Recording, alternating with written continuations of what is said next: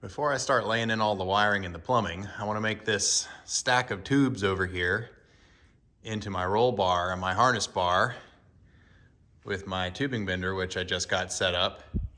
And in order to do that, I need to locate the seat exactly where it needs to go. In order to do that, I need to put in the brake and the clutch master cylinder so my feet can be exactly in the right spot and get the gear shifter in the right spot. But in order to do that, I had to put in the headers. So we're gonna do all that. But the real reason why you wanna put the seat in is obviously because you can't make engine noises until you have the seat in the car. Here it is in the car. I got all the linkages set up pretty close to where they're gonna be. Really the point is just to get the pedals close and the throws close so that I can get the seating right. You can see it's kind of compact right here. We got the brake master cylinder, proportioning valve, and then the clutch master cylinder down here. So it's getting a little tight. I need to get this reservoir on the clutch master cylinder. So, you know, just like, that ain't gonna work. So it luckily comes with a little bracket to allow you to remote mount it. So I'm gonna end up mounting it right up there, which is about the only place that I can mount it that it's accessible and above the level of the clutch master cylinder, etc. So we'll get that. The other thing that may become a problem is this kind of rounded off square hole is where the wiring harness comes through. And so there's a big blocky plug on the back side and another one on the front. I'm curious as to whether it's gonna miss this. I really hope it does, because I can always move this, but then I have to make a new bracket and then I have to run new lines and everything like that. So anyways, that's for problem for future Matt. But now Matt is gonna worry about the seating position. Here's the seat that's going in her. It's a Sparco QRT-R. There are the little side brackets there. So it's not a carbon fiber seat by any means. It's not a cheap seat. It's definitely FIA certified, so it's safe. My main concerns were obviously comfort. I'm going to be driving this car in the street some, so I didn't want the full halo wings, so this doesn't have it. It's fiberglass, but it's actually surprisingly light for being a good thing. But you know, if you read the Sparco website about this seat, they basically tell you that this seat is for fatties. And the only way that I ended up picking this seat is because I drove a couple hours up north to OG Racing. And I'll just give a shout out to OG Racing. They've got a bunch of seats from various manufacturers all in their showroom. So highly recommend it. If you're gonna go pick a seat, go find a place that has a bunch of them, because I had my heart set on an OMP and I went and sat in it, and I had my substantial hips did not fit. So I ended up going with this. And it's gonna be pretty nice. It has enough room so that when I put my my driving suit on, it's gonna be nice and snug, but not too bad. So it's all about making the office really comfortable for a long day's work. Speaking of the office, here's mine. You can kind of see that obviously don't have the seat in yet, but you can see I've got the clutch pedal in position, the brake pedal in position, stock steering wheel, which may be upgraded at some point in the future with a NRG quick release hub or something. A point on the shifter. This shifter setup from American Powertrain is really adjustable. You can adjust it kind of to every 45-degree azimuth around the clock there.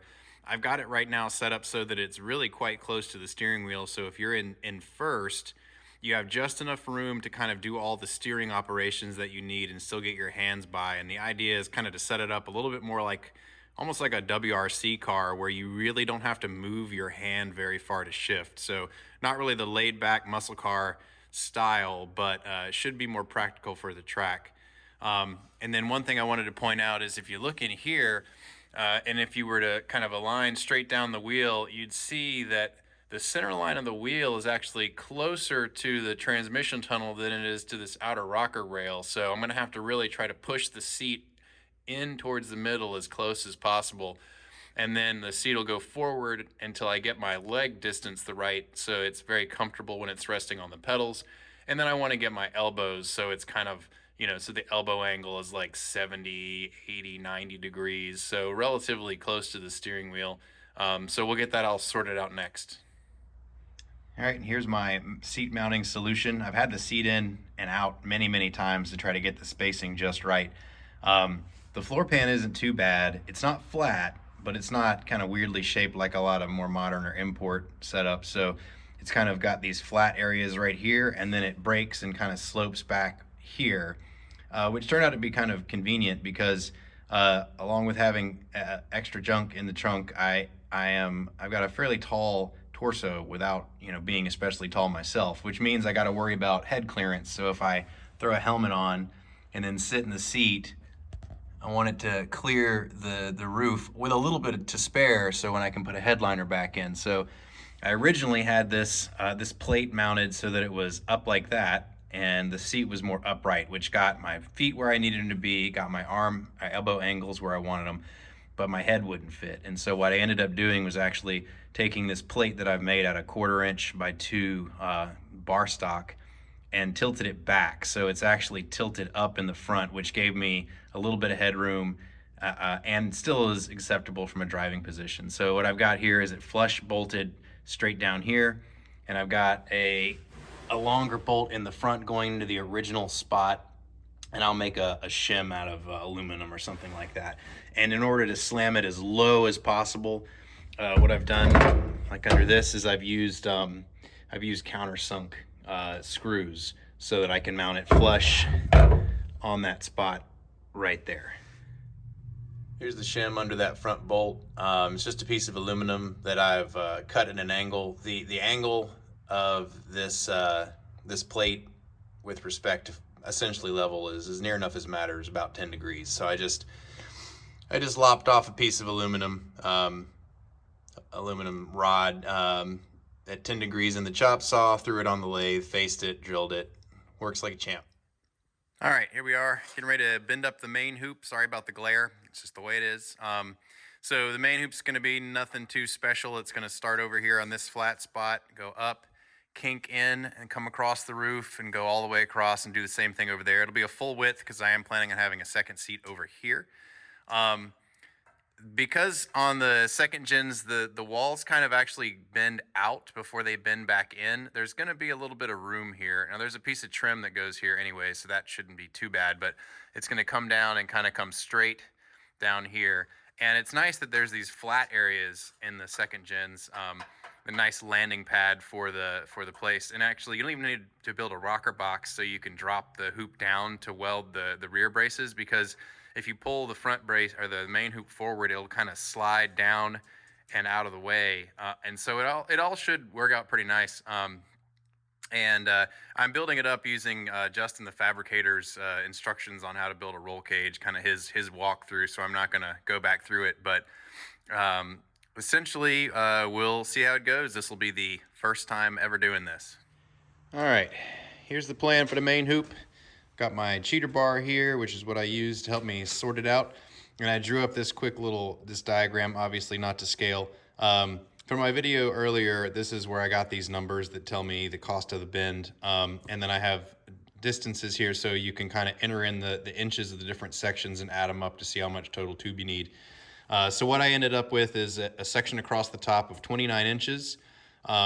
And that removes some distance to allow some space on the side. I'm allowing 1 inch on each side and 1 inch on the top, 1 inch for the headliner, and 1 inch on each side for the trim pieces that are going to go in there.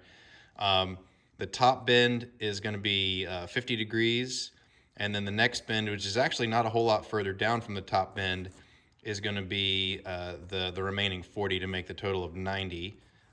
And I'm going to actually lean it back a little bit because the slant of the B-pillar slants back, and I kind of want to tuck it in and make it look nice as opposed to just kind of sitting out there blowing in the wind. So I'm going to try to slant it back, and then I also put some other information down here, so like the total height, total width, tube diameter, centerline radius, etc. What I came up with when I calculated piece by piece was 113.5 inches of tube needed. And then I went back and just kind of held a tape measure up there and kind of worked my array around, and I ended up on 118. So that's pretty close. So I ended up cutting the tube that I'm going to use at 10.5 feet, which should give me plenty of extra room.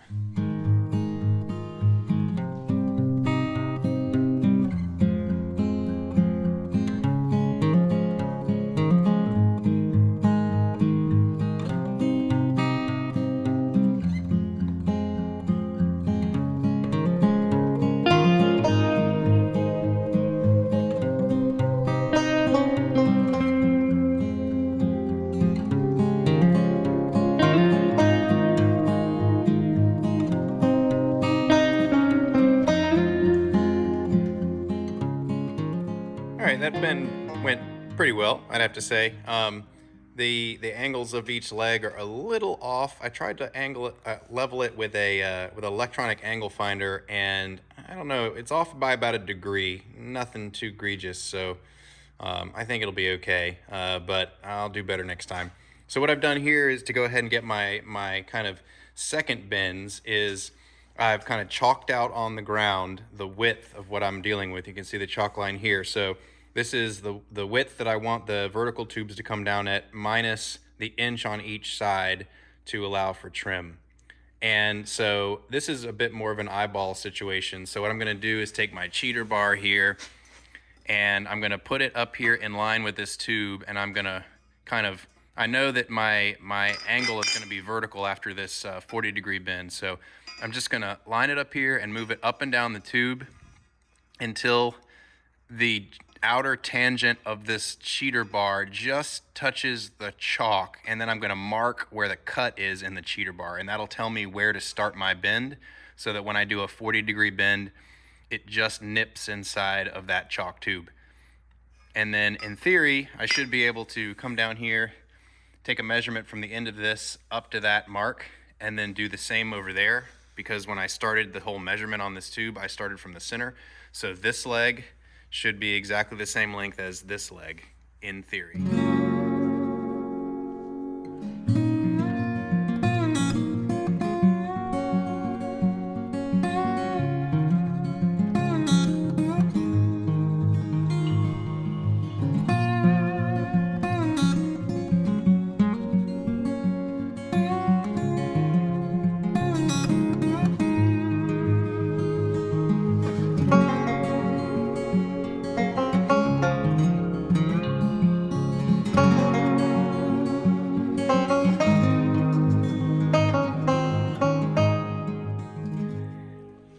Here it is, all bent up. You might have caught in the time lapse that in addition to using the electronic angle finder to try to level the top of the die with the legs, I also used this long straight edge here and kind of leveled that with the top of the die just as a sanity check.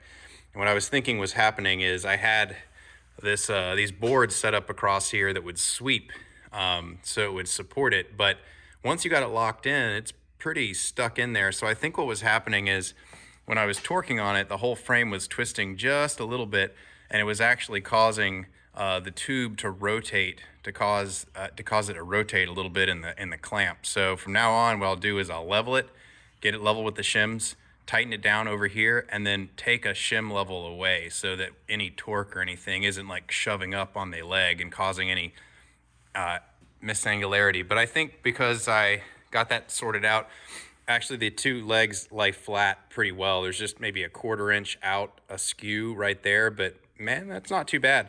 From an angular standpoint, the ends down here are a little closer together than up there. I think I have an extra degree worth of bend here, and that was more my fault than the bender's fault. So that shouldn't be a problem though. I'll just tack one side and then pull it out slightly and tack the other side when it's in the car. So all in all, pretty successful. Let's cross our fingers that it fits.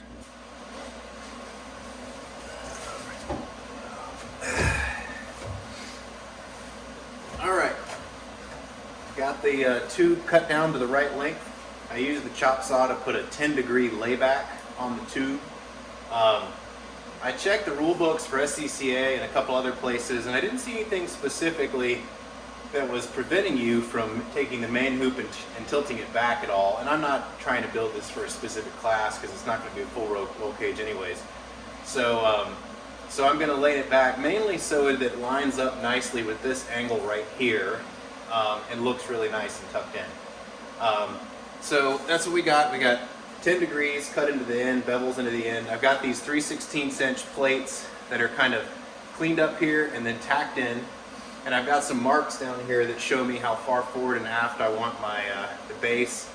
And then, as I said before, the feet of the bar are inwards a little bit. So I'm going to tack one side, and then I'm going to kind of shove the other side out to get that extra 1/2 inch that I need to make it truly parallel.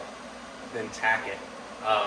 And then we'll determine if I actually need to, when I put the backstays in, if I need to cut these tacks and slide it forward to weld the top of that weld seam, then I will, but I'm hoping I won't have to do that. I think I may wimp out and just do the MIG for these welds, because I can do a decent TIG weld on a bench, but in an awkward situation like this, I'm just not super great. So we'll see. Maybe I'll grow a pair and TIG it, or maybe at least I'll TIG the harness bar or something like that, so at least it looks like I know what I'm doing.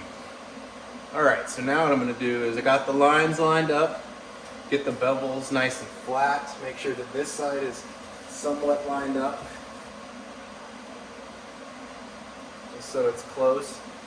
It's a bit of a neat octopus to help you out situation, to hold the bar in place and to hold the tack and everything like that. Alright, we're going to just, engage safety squints to get this tack in. I don't have an extra arm.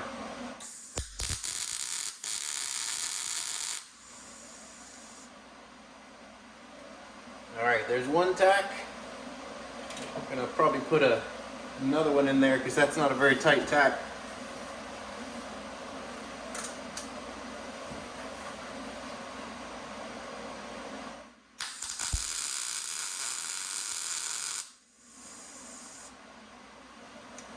Okay, there's two tacks.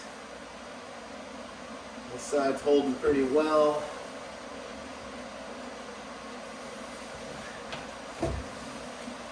Dial up a little bit more amperage here.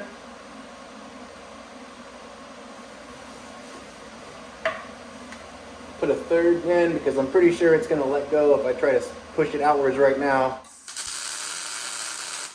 Alright, that ought to hold it. Alright, now over here I need to make this move that way about a ½ inch, simply because I got my angles wrong. But that's not too bad. We're just going to put my foot right here and shove it outwards. That worked pretty well. And now we tack it.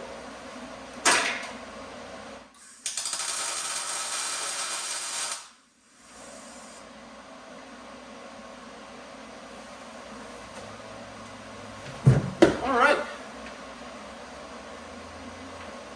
Let's check the left and the right, make sure it kind of lines up at the same place. And it does. Near as I can tell with my eyeball, but yeah, I'm pretty happy with that. Let's see where we can fit these rear stays. Here's one of the backstays kind of cut down to shape.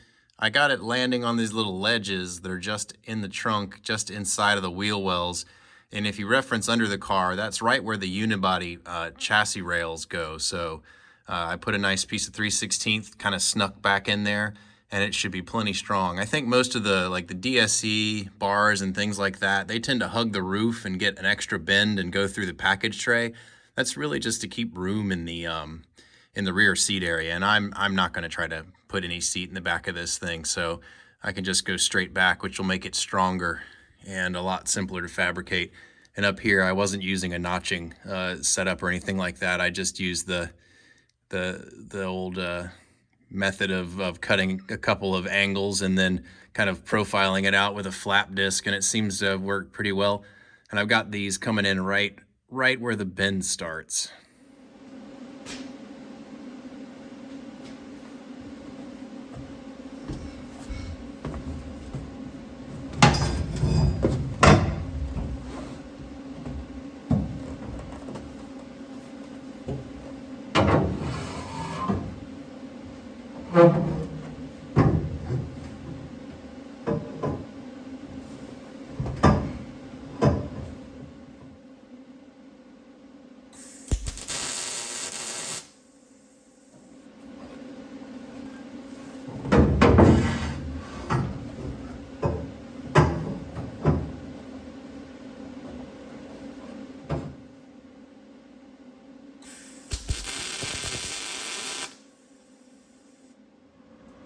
Here's those backstay landing spots right there on the little ledge in the trunk.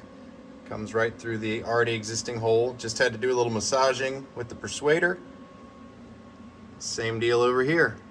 So I'm going to see if I can get the seam welds around the top, and if I can, then I'm going to go ahead and blast this thing in here.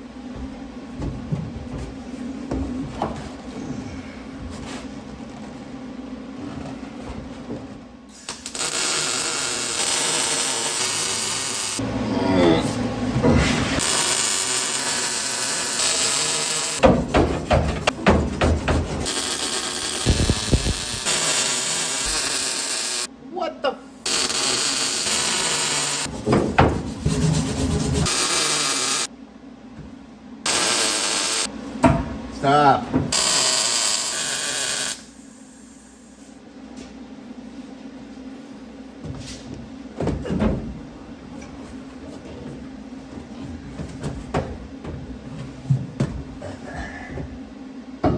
All right, we got the diagonal bar all fabbed up. As you can see, I got these seam welded without having to move the bar, so that was nice. The diagonal bar is going to run from the bottom corner behind the passenger to the top behind the driver. This is typically how it's done. I'm just going to do a single diagonal, and then the harness bar is going to run this way. But now that we got this all fabbed up, I'm going to go ahead and tack it in. And that looks all good. I think I'm going to give it a try with the TIG, but I am going to tack it in with the MIG.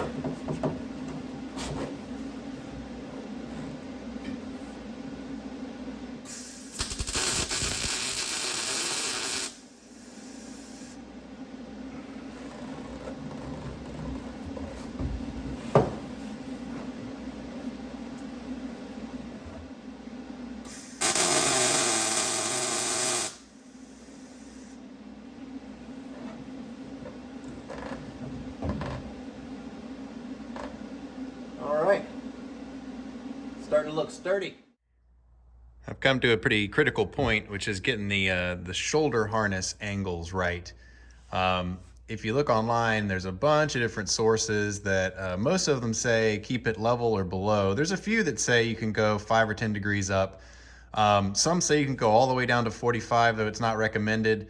So I just went straight to SFI, and what SFI Foundation says is level from horizontal down to 20 degrees, somewhere in there. And so I've got these big openings where the harnesses can come through. With my tall torso, my shoulders are right up at the top of this opening here. So for me, it's gonna have to take an angle from the top of this down to the center of the bar, because the harness will align to the center of the bar. Just in case I ever let someone else drive it, and especially if they're short, then I also wanna try to make sure that the bottom edge of this is in. So I'm going to try to get all that within the 20 and 0, and you can kind of see here, got my angle finder, and if I kind of put it right there and align it to the middle of the bar, I get about 18 degrees, which is within that 20 degree window for me. And then if I bring it down to the bottom and kind of bring it straight back, it's about a degree down. So it's close enough to end the window, especially since I'm gonna be the one driving it 99.9% of the time. So now we just gotta cut this bar in two, notch it like we have, and then tack it in.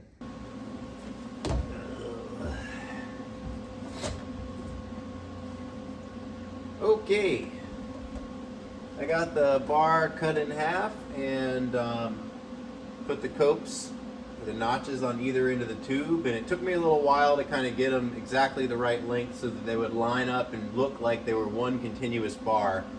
As you can tell, the diagonal is the continuous bar, and that is by the rules.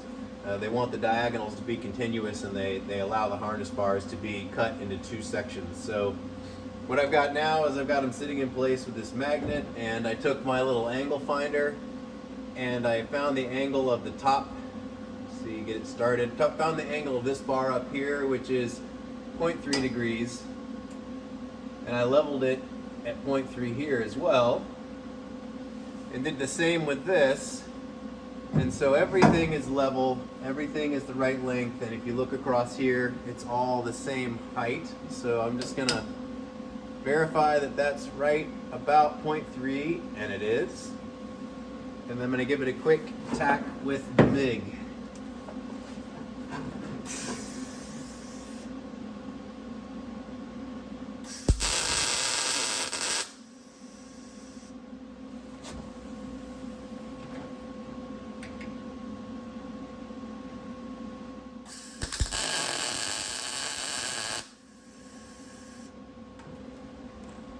We'll do the same thing on the other side.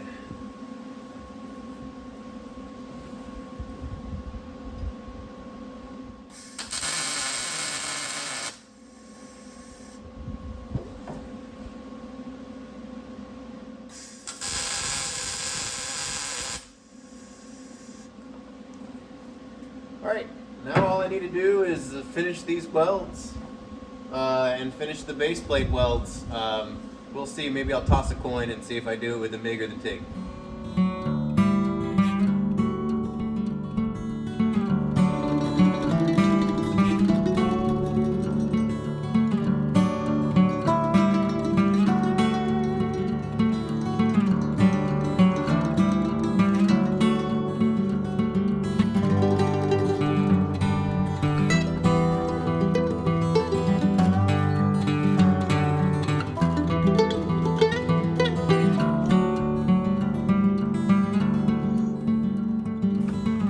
Alright, let's end this thing. As you can see, I got it all welded in.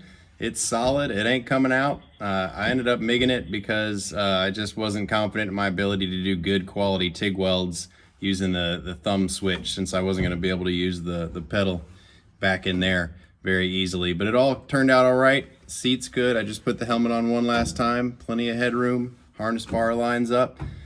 Now let's get on to something else.